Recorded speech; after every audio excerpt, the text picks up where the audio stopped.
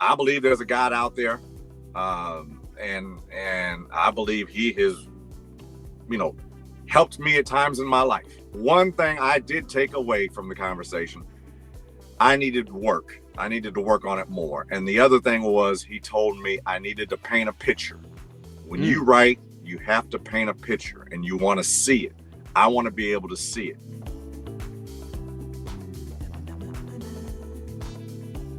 Welcome to the Be Better broadcast. This episode is going to be all about rediscovering your purpose in life.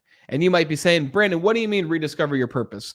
Well, I come from the corporate world. And when I started in the corporate world, started in sales when I was 18 and into my early 20s, I was doing well. I was making progress financially. I was making progress by buying all these things that I wanted, right? I had the fiance who's now my wife. I had these things, but I wasn't sure what my mission in life was. And today we're talking to a gentleman. His name is Jonathan Greene. His pen name is Devon Greene. And Jonathan had a very unique situation. Jonathan knew his purpose really, really early in life was writing. And based on what we're going to talk about with Jonathan, he fell away from his purpose for quite a long time, going to jail, actually, and then moving into different businesses and eventually starting his own business, and now sharing his words and sharing his stories with the world and living in his purpose like he knew when he was very young, but now doing it for a living. And you're actually going to see he's actually speaking with us right now over in Laredo. He's speaking with us from his truck, which is absolutely incredible. And let me give you a little background of who Jonathan Greene is. But for those who are new to the show, when you take anything away from this conversation with Jonathan, all that we ask is you share this show with just one other person who could use it as well. You are the reason the Be Better broadcast has grown to over 340 episodes. You're the reason we've reached so many people, because you are the best part of the Be Better team. And today we're talking with Jonathan Greene. He also goes by Devon Greene as his pen name. And Jonathan grew up as the son to author and composer B.B. Johnson. And from a very young age, he knew writing was in his blood.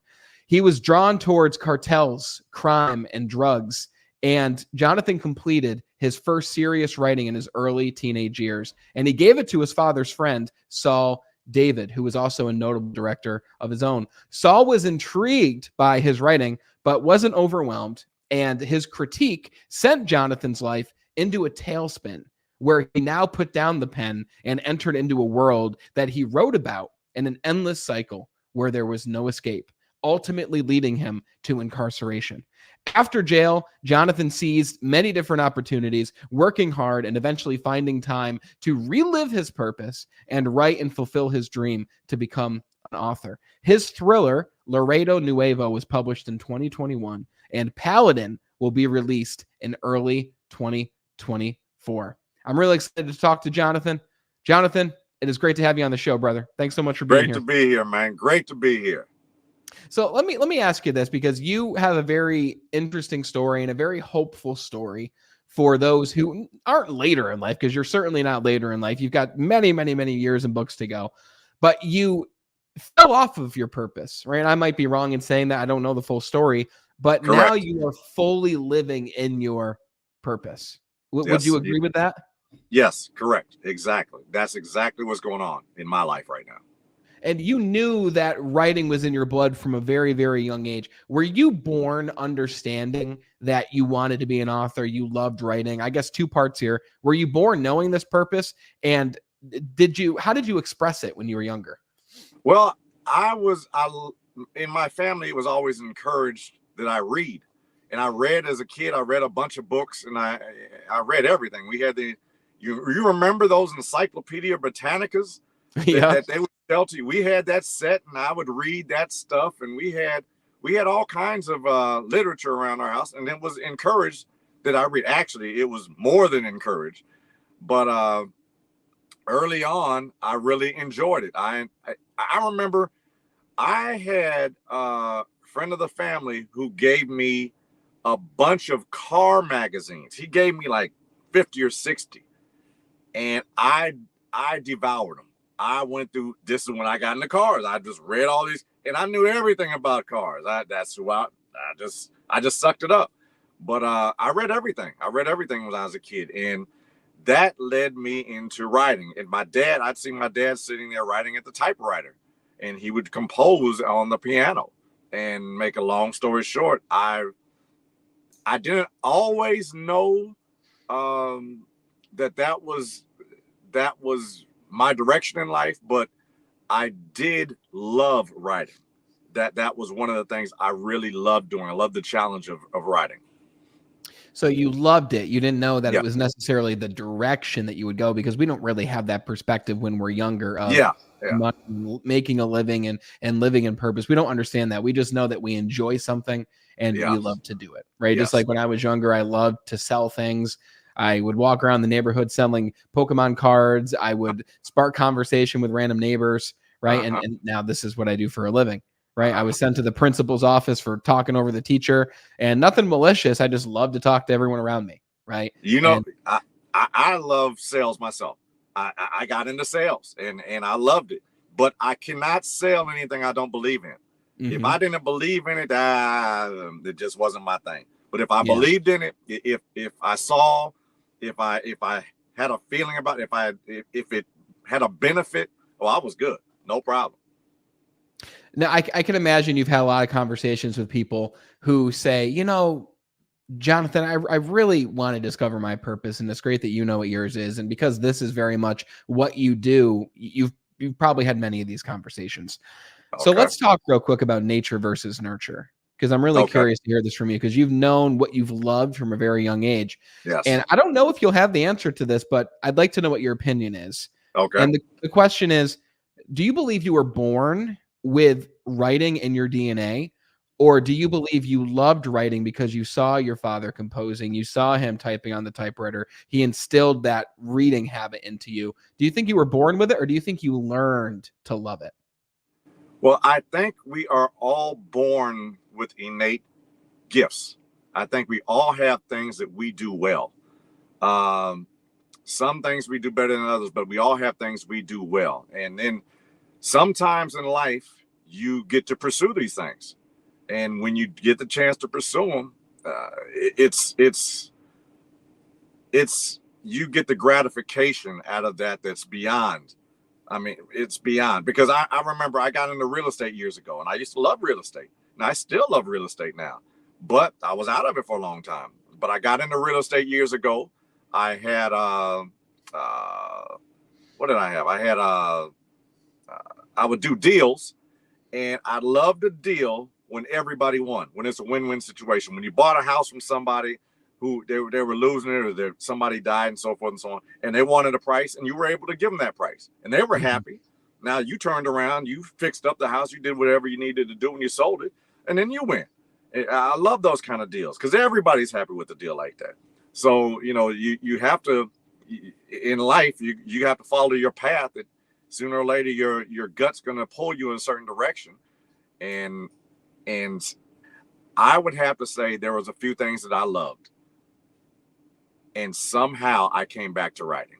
And it was probably partially in my gut and partially the nurturing when I was a kid, because I read everything when I was a kid. So it was probably a combination of both, and I ended up here. Yeah, no, that's very interesting. I love that. And you have a very winding story, which I'm excited to get into. I'd like to just ask you point blank. Yeah. If I asked you, how do I find my purpose? Would you simply tell me would you ask me, what do you love? Or how do you help someone, even if they're in their 30s or 40s or 50s, or maybe even beyond? What if they asked you, how do I discover my purpose? How do I know what I'm meant to be doing in this world? Well, most kids, like there's a bunch of kids I mentor in trucking, and you can tell first conversation, second conversation, you can pretty much tell they're either into it, they're ready for it, or they're not. They're not. There's just some people who are in trucking, and they're just not going to make it. And that's just a fact of life.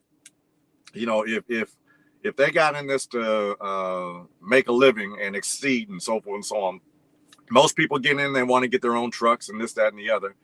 And you're sitting there talking to them, and they're home every weekend, then this isn't the business for you. If you got kids, if you got little kids, this and that and the other, and you're trying to spend time going to their baseball thing, you need to be in a company that where you can go to and go home every weekend and take that pay and get your benefits and so forth and so on. And that's where, you should be in this business. If you want to build a business, so forth and so on, those first 3-4 years, you're going to have to grind. Once you get your own truck, then you're going to have to grind another 2 to 3 years. And, when you're done with the grinding, like last year, I probably went on more vacations than I've been on in years. Because my wife she has understood we have to do what we have to do to get where we want to get to. So last year we talked and we did some vacationing that we've never done before. I mean, that's just what it is. So how do you then, so you talk with these truckers, you can tell based on conversation whether it's for them or not. I trained salespeople for a long time. Yes. You can tell in one conversation whether it was going to be for them or not. So I understand what you're saying when you mentioned you talking with truckers. But what if one of them said to you, how do I find what I'm meant to be doing? So let's say trucking isn't for them.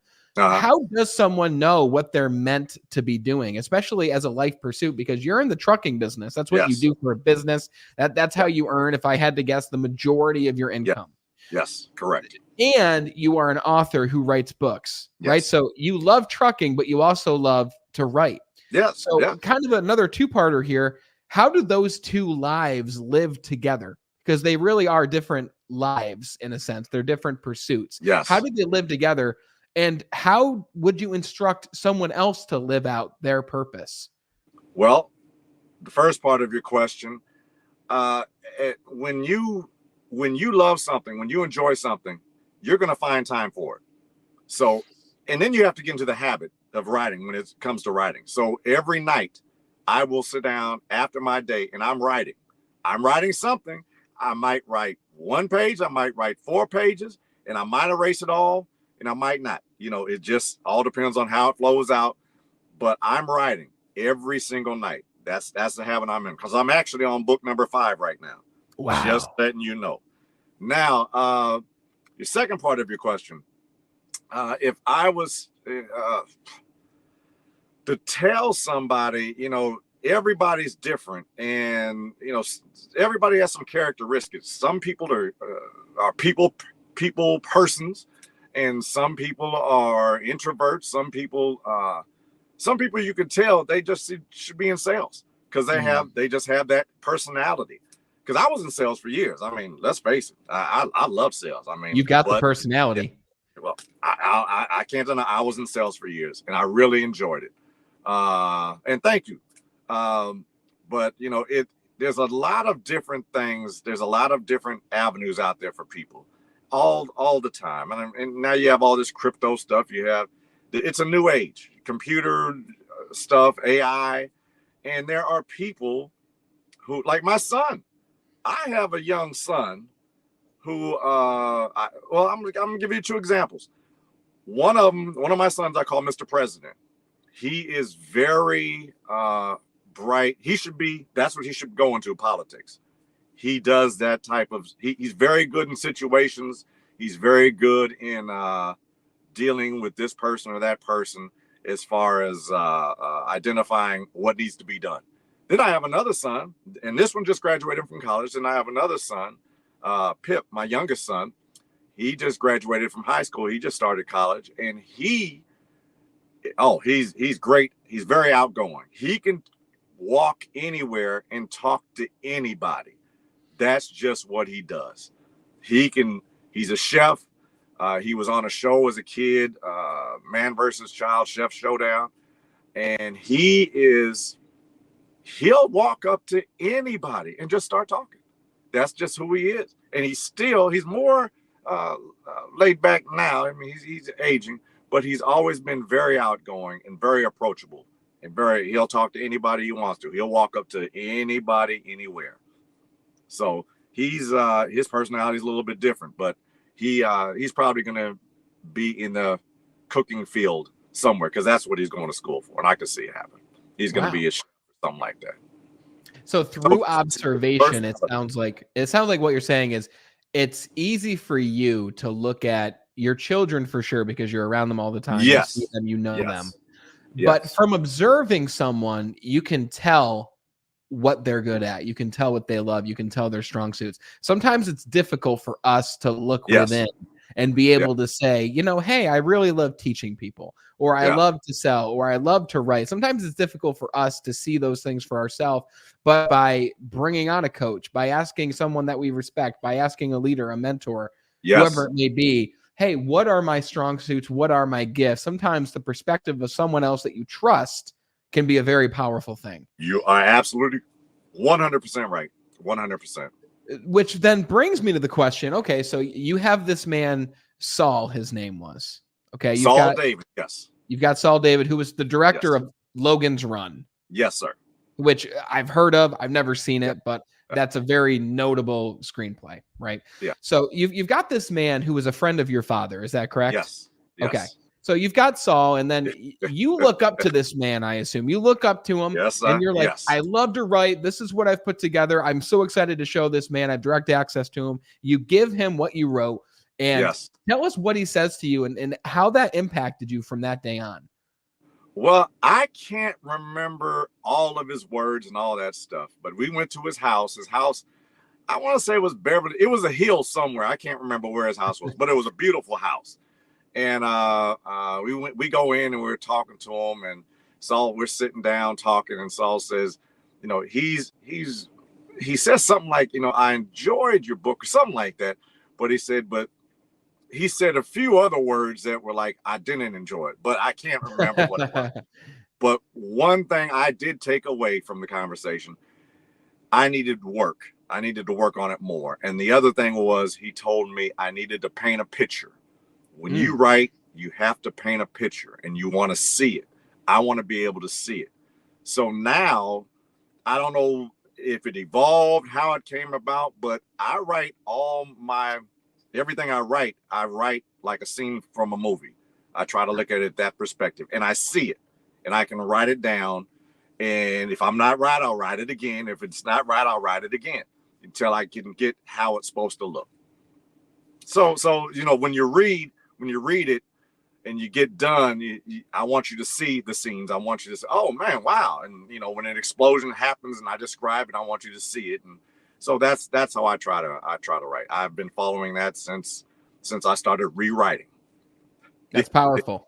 And so speaking of, you followed that advice at this stage in your life. Yes. But yes. when you're in your early teenage years and you look up to someone like that, and it's like going to someone you look up to and saying, let me sing you a song, and you sing the song, and you might be decent, but maybe the person you went to is a very direct type of individual. Yeah. And that advice sounds like to him, that was actually a compliment, right? Hey, you wrote something great here, but at the same time, you got a lot to work on. To some people, it depends how you take advice, but as a young teenager, you don't have those life skills of listening. You're right. And taking in those things. So how did you take it then? Because now you've taken the advice and you use it and it works. But how did you react at that time? Because very soon after that, you started to live the life that you wrote about. I was crushed. After that conversation, it crushed me. And I said, okay, fine. I put down the pen. And I was a bit rebellious child, anyway. So I put down the pen, and I had some friends who was making some money on the streets, and that's what I did. I just said, okay, I'm gonna start making me some money too. And that's what I did. And I got into selling drugs in Pasadena, California, and I did that for years. So let's talk about the early years, right? Where you were living your purpose, you were doing the things. Then you have this chunk of time in between. And then you've got the now. Right. Okay. So now you're selling drugs. You're incarcerated at one point. Yes. How did you and your identity shift now that you're not doing the thing that you loved? Do you think that while you weren't necessarily following the purpose of writing, was there other needs that you were meeting through the life that you were living at that time? Well, there was a lot of I was generous. I was a pretty generous guy. I've always have been. And so the things I was doing, I ended up giving out a lot of money, because you give, people ask you for money, and in the long run, man, half that time you're not going to see that money back. So, I'd give this and give that, and I'll give it back. Yeah, okay. And then you ask me once, I'll give it, and I don't expect it back, but I'm not giving it again if you tell me you're going to give it back. But make a long story short, I did what I did. I made a lot of money. I had cars. I ended up having in that iteration, and that the drugs ended up leading me to jail to a second time. And I remember my daughter was born right before I turned myself in, and I went to jail in Pennsylvania. And when my daughter came to visit me with my wife at the time, my daughter just looked at me, and I knew I was never going back to jail again. That was one of the turning points in my life. But she came to visit me, and my daughter just looked up with those big, beautiful eyes, and she had a little afro, little small hair, low. She didn't have a lot of hair on her head, and but she was so beautiful, and I knew I was never going back to jail again. When she came to visit me, I said, "That's it." That was one of my turning points. Yeah, I mean, that 100%, that's powerful. Yeah. What did you learn most about yourself in the years of you living out these fantasies that you've written about even before you lived them? Like, what did you learn most about yourself during that time? Well, let me tell you a story, man. There was a time I was making a lot of money, and I got robbed. I didn't get robbed. I did a deal, and what this deal was, it wasn't what I was told it was. It was a whole lot less. So I had some buddies. We went and sat outside this guy's house. We knew right where he lived. We knew everything about him. We're sitting out there. We're loaded, locked and loaded, waiting for him to come home. And that was one of the moments in my life I saw. It's like everything slowed down, and I saw my life if I pulled this trigger, and my life we sat there for about 2 to 4 hours, and we got to a point. I just said, "Let's go. What are you talking about, man?" I said, let's go, because I did not want to be put under the jail. Don't get me wrong, there were times I've had to do things I shouldn't have done, but that was not one of them. Wow. I've never killed anybody. I'll put it like that. I've never killed anybody. But that was one of those moments. I said, "Nah, we got to go," and we left and so forth. I ate that loss. It was a loss. You got to chalk it up. But there are moments like that. You're going to have moments in your lives. You're going to have ups, highs, and lows, and it's up to your veracity. It's up to your drive, your desires in life to continue. You got to get through it. And going through those years, it was a low time in my life. Well, at the end, I was making money. I was good, but being on that side of the law is rough. It's rough, and you got to always watch your back. You always got to look over your shoulder. You got to stay in shape. You got to stay on your P's and Q's. And then once I came out of jail, I was paroled back to California, and I couldn't get a job at McDonald's, man. Imagine going to McDonald's to try to get a job, and they tell you we can't hire you. And I when I came back, first I had lined up. I had a job at the post office lined up. They knew about me, knew about my situation, had a job lined up. So I go to get this job at the post office, and he tells me he can't hire me. He already knew about everything, but all of a sudden he can't hire me. He told the parole board he was going to hire me. So, but now I can't. I said, you got to be kidding me. So anyway, those are part of the lows, and that was the consequences of my actions coming to bite me. So I want to ask you. Yes, sir. To close up this chapter of this story. Okay. First, I'll ask you, how long were you incarcerated total? The first time, like 6 months. The second time, like 18 months, something like that. Okay. And would you say that, I guess I'll ask you in this way, how did you adapt to the change of coming back and being back into the outside world? How did you adapt to that? And as well as how did you adapt to now being inside this new system of living. How do you adapt to those extreme changes? What advice would you give to people who are they're in now? Obviously, they're probably Yeah. not listening to this if they're incarcerated, but maybe for those people who just got out, how can they adapt? Because this is a big problem that people face. And 18 months, while it's not 20 years, it's still a large chunk of time in someone's life. How can they adapt? Well, you have to have a system. You have to have good people around you. And I had my wife, I had my daughter, we had some friends, had our brother-in-law, her sister. We had some people around us who were good people. You have to have some good influences in your life. Then you have to realize you're out in the world, and you have to realize you're going to have to adjust, because I came out of prison, and the first week or so, I was eating my meals, and whatever I ate, no matter where we were, took me less than 2 minutes. Because in prison, you had to eat, get it in. You had 2 minutes, get up, go. Wow. So that was that, at least where I was located at. So my wife would always tell me to slow down. You got to slow down. So, and I had to adapt. I had to change. I had to get more. But you're sitting there and you're looking around, because if somebody grabs your food, you got problems. Exactly. So you find when you come home, you're going to have to adapt, and you have to face that. And there's going to be some things are going to take longer than others.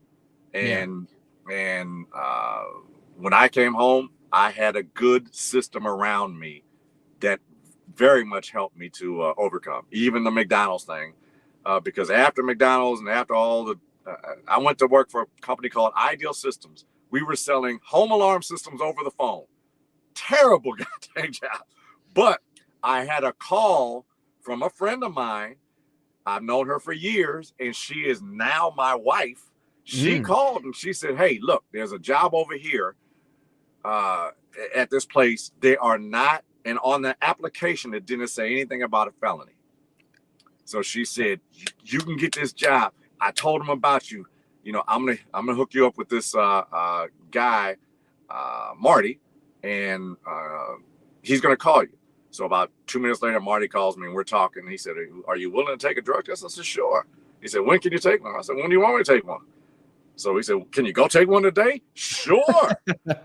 So needless to say, I never went back to that job after I left. I went to the drug test. He said, "When can you start?" Like the next day he called me back, "When can you start?" So forth and so on. I came in, and the rest was history.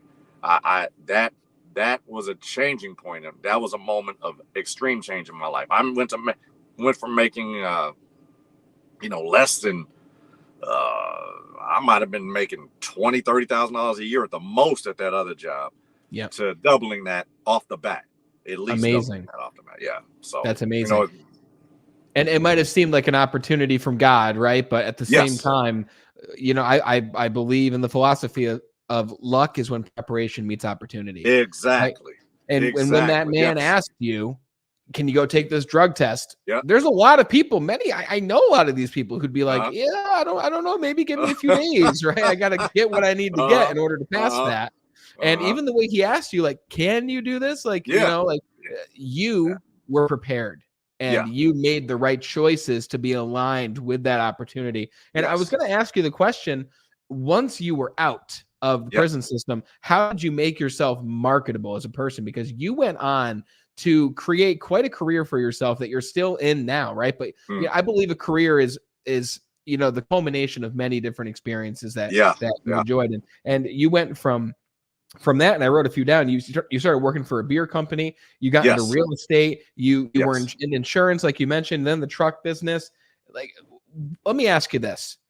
Yes. Since you already have given us an idea of you prepared to align yourself with these opportunities, what would you say, combined across all these experiences, has been the key to your success in moving up the ranks, but also just building your career in a positive way? Well, first off, I think everybody has to have a component of God in their life.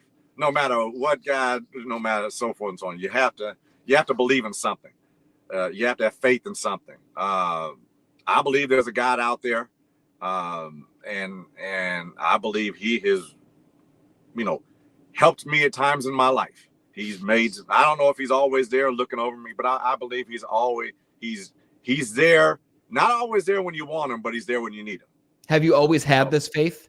I've had that. I've had my faith pretty much my whole life. But everybody has a thing about this God or that God, so forth and so on. And my whole, I was a Jehovah's Witness as a kid. I was raised as a Jehovah's Witness. And but my whole outlook on God is, do I believe there's a being, all-powerful being out there that is more than we are? Yes, I do. Yeah. Now, as far as what God that is, I can't tell you for sure. Sure. But I believe you have to have that component in your life. Then you have to have some kind of inner drive. You have to have something that pushes you. And I'll be honest with you, man.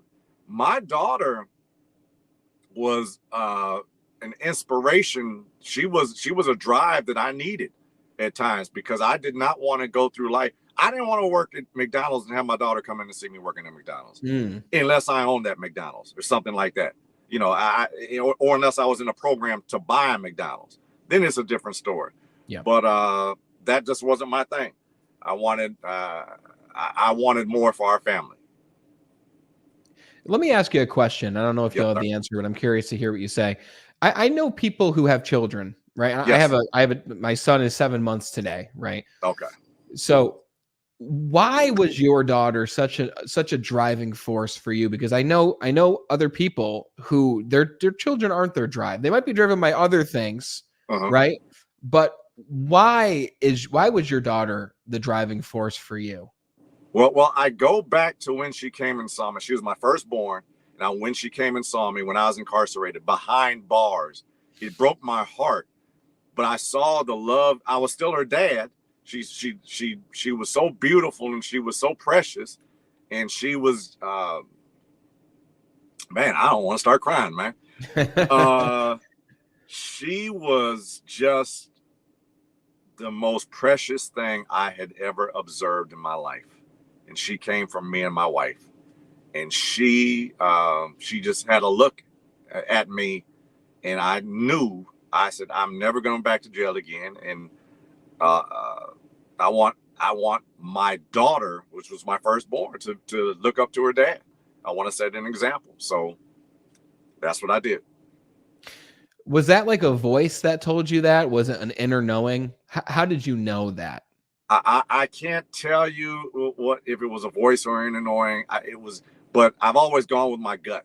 Yeah. And my gut 9 times out of 10 is right. And actually, if I might digress, I could have been under the jail years ago, because in Monrovia, I'll give you an example of gut.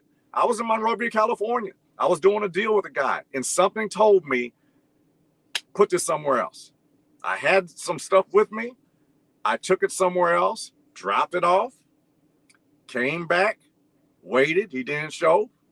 I left, pulled out the parking lot. Remember that show Cops? Yeah. Bad Boy. I had 2 or 3 vans pulled up. I'm at a light, and the van on the side slides the door open, guns drawn on me. Whoa. And I'm like, oh, man. They get me out the car, put zip ties on my hands, put me in the van. They said, Mr. Greene, this, that, and the other. They pull him around the corner. He's a cop. He's a Monrovia or a sheriff, something like that. And they pull me around. And I actually saw these guys on Cops, but not me. But I saw them on Cops before. But they pull me around the corner in this location. They're giving each other high fives. We got them. So they're going through the car. Where's the stuff at, this and that and the other? I said, I don't know what you're talking about. The whole time, I don't know what you're talking about. And luckily, they had my address. They had my house address, my mom's address, people I knew, addresses. You want me to go over here? I don't know what you're talking about. Yeah. And make a long story short, that guy ended up in jail for years. Wow. Because he had got caught, and they tried to go up the chain and get me. And I would have been in jail for a long time if I would have got caught selling that kind of amount of product. So make a long story short, I went with my gut, and it changed my life that day. Yeah, it's that same gut that told you to drive away from that person's house when you were there for a few hours. They weren't there yet. It's that same voice that often we have. That when we do something that doesn't align, we know that we shouldn't be doing it. When we know we should be doing it, it tells us, but we can either choose in that moment to listen and act or ignore that voice, right? And often by ignoring that gut voice, but you can call it your gut, you can call it God, you can call it intelligence, whatever you want to call it, right? That voice is something outside of ourselves, I believe. Yes. Right. Yes. That helps us to know that we are on the right path. That we're doing the right things. Absolutely. Yes. I agree with you 110% on that. So when you're out now and you're building this career for yourself, you're finding this opportunity, the next opportunity. When did you rediscover your purpose of writing? To be honest with you, man, I started writing in, I think, 2013, 2014. And I was writing a book. And I had a breakup with my girlfriend at the time. And I told myself, I'll never forget. I read a quote by Frank Sinatra: "The best revenge is massive success." And I said, I'm going to finish this goddamn book. I'm going to finish it. So I finished the first one. And, God works in mysterious ways. And me and my ex, who I am now married to, we always stayed in contact. And she helped me through some harder times in life. And she helped me with my credit, getting my credit back right. Because I was broke. Let's face it. Once I started trucking, I was beyond broke. There was a time I had $26 in my pocket. My bank account was negative. I was eating peanut butter and jelly sandwiches, Skippy peanut butter with what's that called? Smucker's apricot pineapple jelly and wheat bread. I remember. That sounds good, man. $26 in my pocket, and my bank account was negative because I was way behind on my child support. So anyway, we got back together, and once we got back together, once I finished that first book, she had an editor for me, and she said, give it to my editor. She's really good, so forth and so on. And the editor got the first book, and she called me. She said, "You really wrote this?" I said, "Yeah, I really wrote this." And she probably called me 3 or 4 times, checking to make sure I wrote that book. Wow. She was surprised. She was really surprised. She said, "This is really good. You really wrote this?" I said, "Yeah, I wrote it." Is this Laredo Nuevo? That was the first book, yes. Okay. And then, she's actually the same editor who's edited the Paladin as well. And that's my editor. She's part of my team. So she's going to edit all my books. Awesome. But, then when we talked about releasing Paladin, releasing my books, my wife told me, "No, just let's hold off and just keep on writing. Just keep on writing. Because if your books are good," and my wife, she's my harshest critic, but she's also my biggest fan. And once she read the book, she said, "You got something." She said, I really liked it. Okay. And I know how she is, because she'll tell you, "That's terrible." That's my wife. She'll tell you right off the bat, you need some work. But she really enjoyed it. So she told me, just keep on writing. Just keep on writing. So I kept on writing. And then finally in 2021, 22, whenever we released Paladin, we released it during COVID. And during COVID, to get some traction, we had some people we tried to use to do internet stuff and this and that and the other. And, we went through some people, and you got to find your team. We had good reviews, though. We had excellent reviews with the book, but we didn't get the traction we wanted. Yeah. So this one, we're going on out. We're going all out this time. Okay, so I have a lot I want to dig into there with you, because it's one thing to have a purpose of writing, because you could just write and have piles of manuscripts and books that are never released. Yes. Like there's many people out there who do that because they just love to write. But you took it to the next level. You Yes. brought on the editor, you've got Yes. someone creating your cover art, and then you've got this whole thing of, okay, now you wrote something, but that doesn't bring people to you, right? Exactly. If you build it, they will not come, right? You need Exactly. to market and sell this Yes. thing now. Yes. So Yes. how do so the first thing I want to ask you is, how do you know what to even write about when you're taking that hour a night or however much time you spend? Like, how, because you write about very fantastical things, right? You're creating worlds and Uh-huh. stories in your mind. You're not Uh-huh. writing nonfiction, right? These are very Yes. much stories. So how do you know what to write about? I write about the first book was derived from Laredo Nuevo. I am in Laredo all the time as a trucker. I used to hear some stories, some crazy stories down here. I used to hear all kind of stories, and those stories were they were the start, you might want to call it, or the emphasis, or the spark that got me into writing Laredo, the first book. And then the second book, I love. I've always liked big movies. Jerry Bruckheimer movie, and even the first book is actually, if it was a movie, it'd be a big movie. But even the second book, Paladin, you get these.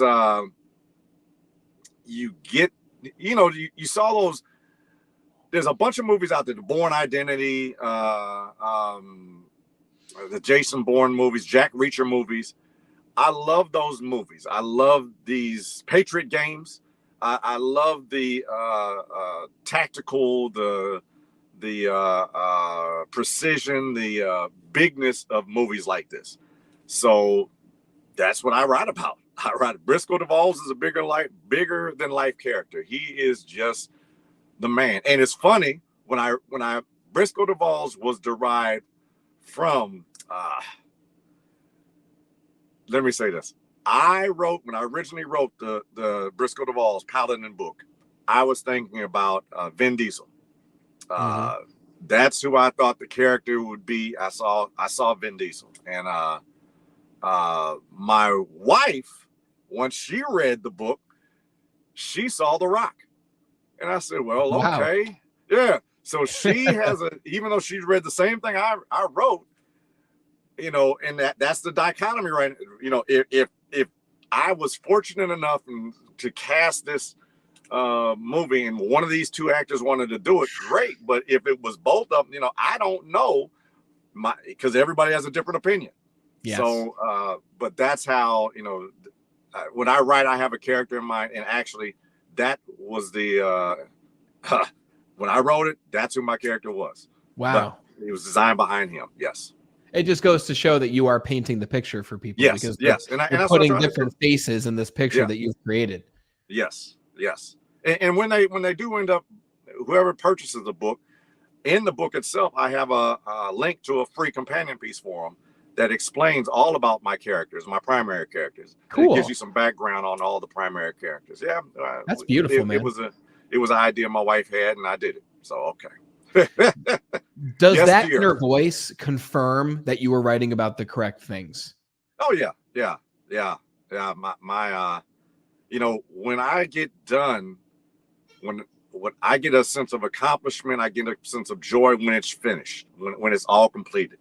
Now it has to go to the editor and all that, but I don't write for my book's not going to be for everybody. Let's face it. Mm-hmm. No book is, but just like I say, my wife's not perfect, but she's perfect for me. Mm-hmm. So, my book, everybody's not going to like my book. I understand that, but there's going to be some people who really enjoy it. Oh yeah. And those are the people I write for.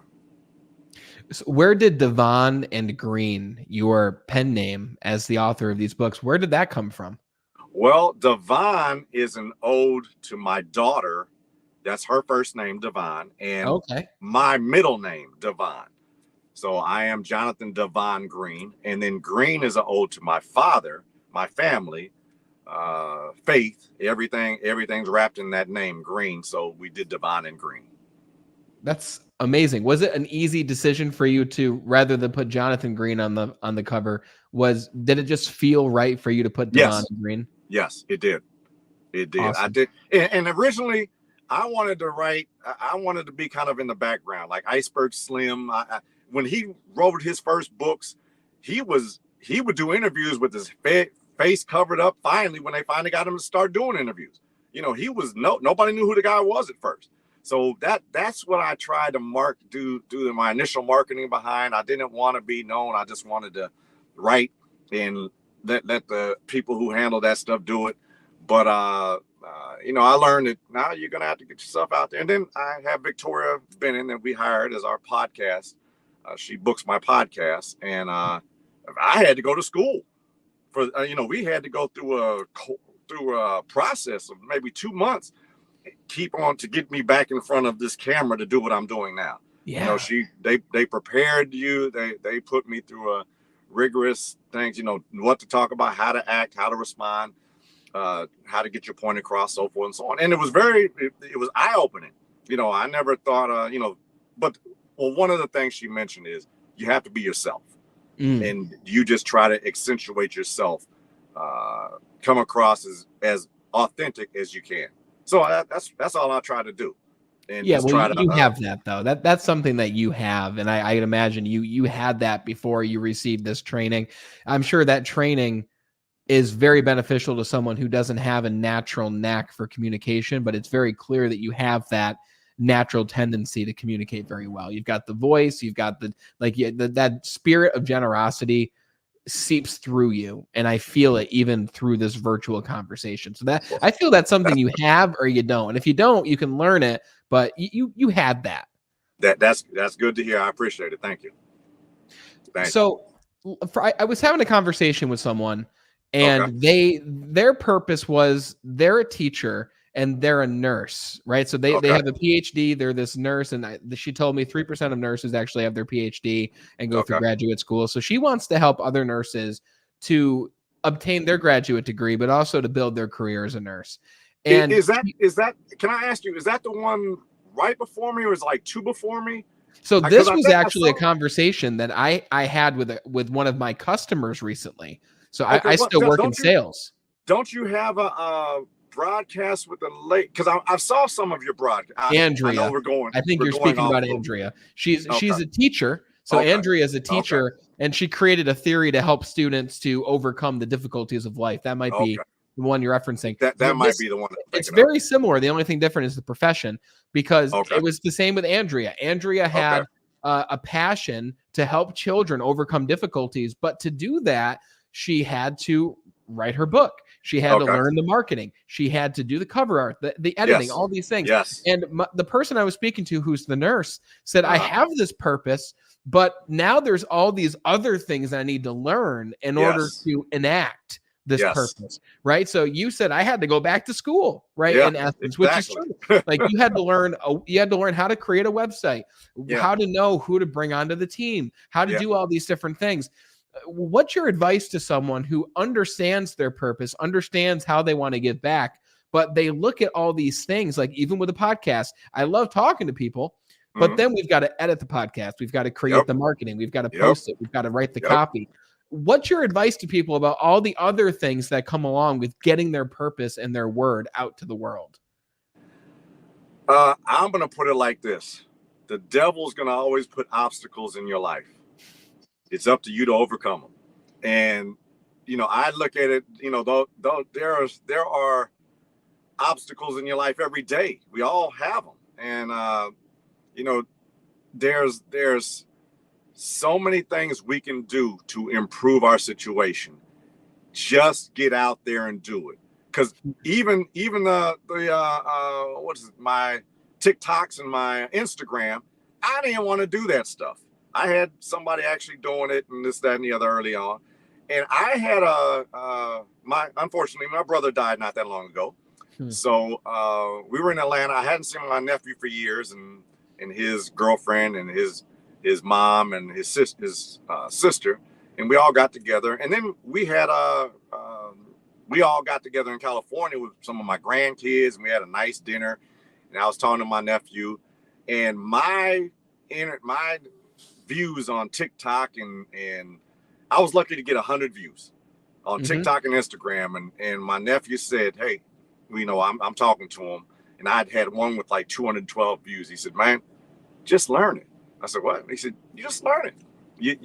You got some, you got some stuff here. Just learn it, start posting, and you'll be fine. And you'll build it up and so forth. And he said, just learn, because I didn't want to learn that stuff. I was apprehensive, to say the least. And after we talked, and I know my nephew's very successful, and I'm proud of him. And after we talked, that's what I did and learned it.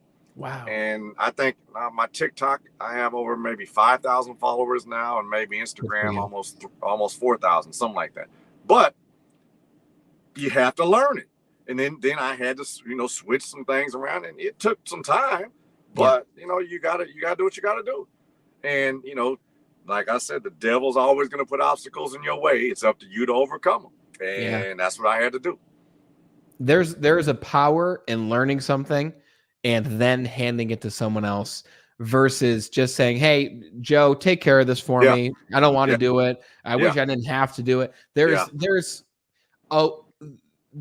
What's the word? There's a void of personal power when you say things such as, I wish I didn't have to do this, or I shouldn't have to do this in order to get my word out. But rather than waste the time to say those things, I love your advice, because it's simply saying, just learn the damn thing. And just do it.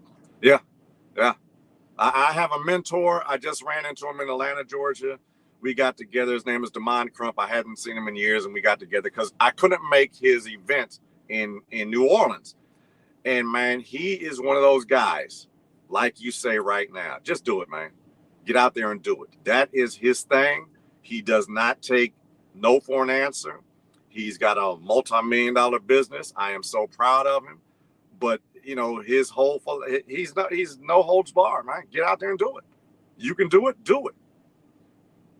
No excuses. Advice. I love that. That's amazing.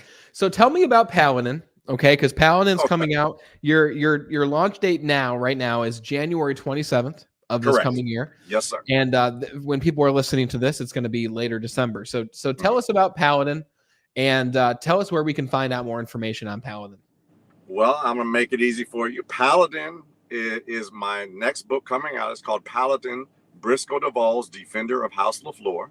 It starts off in Louisiana, and it's about a flawed hero, Briscoe Duval's. And Briscoe Duval's had to make some life changes. He did them for some reasons that jolted his life. And now he's one of those guys who's going to do some good in the world.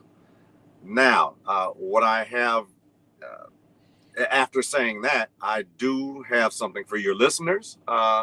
They can go find out more about Paladin.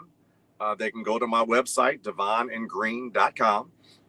They can download a free chapter of the first book, first chapter of the book, Paladin, at the website, and they can read it and enjoy. And I'm doing that for your listeners. And I'm also doing it for reviews on Amazon. So hopefully they like it and can put a review. If they don't like it, still put a review. Either way it goes, I want some reviews on Amazon. You need them for the algorithm. So yes, that's the bottom line. But people who read this book, when you're done, you will be feeling, you come out feeling better about the world and about life. I'll put it like that. Yeah. Because there's so much wrong in the world, and you're going to need some people out there who are a positive light in the darkness. Yes. Love that. And I can't wait to read it. I can't wait to download the first chapter myself. And I'm going to have links in the description, guys, for you to go down there. It's devonandgreen.com. If you're just listening, devonandgreen.com. Click the link in the description. I'll have links to Jonathan's Instagram, TikTok. We'll put all those below in the description.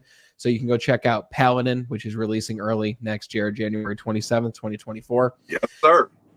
So I'd like to ask you, so this is going to be your second book releasing. You're on your fifth book that you're writing now, right? And then you got all the other packaging and everything that goes along with it.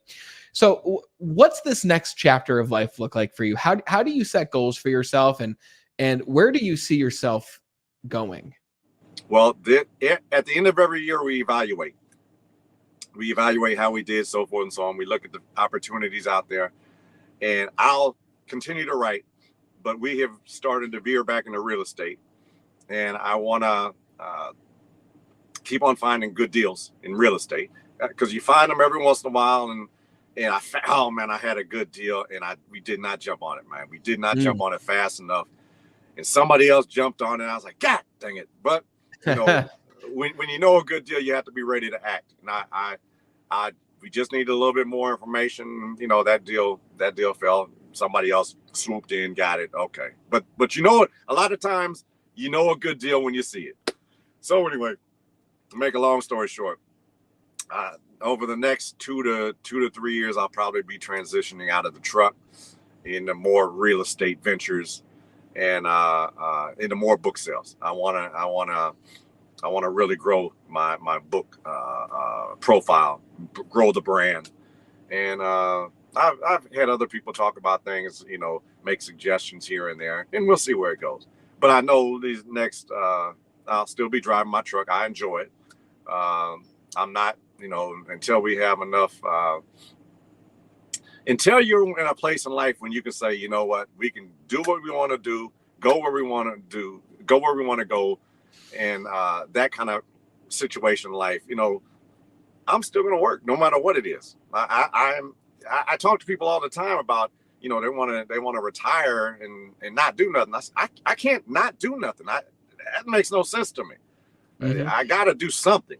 So anyway, if it's riding, pursuing real estate, trucking still, you know, I'm going to do something.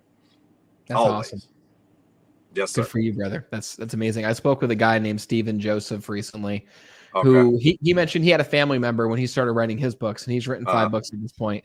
And his family member said, "Why do you keep writing these books?" And when the first one came out, he's like, "It's not selling. It's not doing this. It's not doing that." He's like, "Why do you keep doing this?" And Stephen looked at him and he said, "I don't write these books for other people. I write them for me. Yeah, right? I write them because I'm making me, not necessarily making a lot of money, but I'm making me."